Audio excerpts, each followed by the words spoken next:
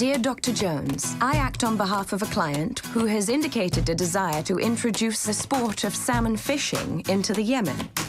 As a fisheries specialist, this is plainly ridiculous. And there's just no way that salmon can survive in those sort of environments. I thank you for your time, Mrs. Chetwood Talbot. I'll see myself out. Goodbye. Maxwell, better be good. There's been a bombing in the Middle East. What? I didn't think we could make the war in Afghanistan any less popular, but hey, even I can be wrong. We need a good news story from the Middle East, a big one. Get on with it. New girl band, Middle East tour. Oh, maybe. No, maybe not. Project to introduce salmon fishing to the Yemen. Oh, happy birthday, Patricia. This has just become a priority project. This thing is a bloody joke. Get this man his salmon. So this film is described as a comedy / drama / romance / political satire. Yes, I would say it's all of those things, yeah. How do you describe the tone of the comedy? It's got a very kind of British comedy feel to it. I liked that about it. I haven't really done, I don't feel like I'd really done one of those. And I thought that it was a sort of, had the feel, the script had the feel of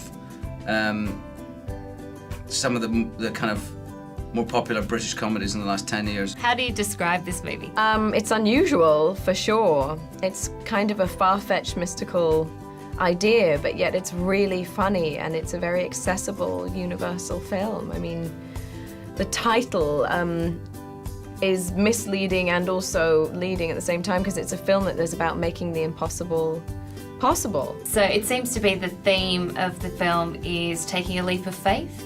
Mm-hmm. Is that right? A leap of faith into the impossible, to try to have faith in that the impossible could become possible. Is that something you believe in as well?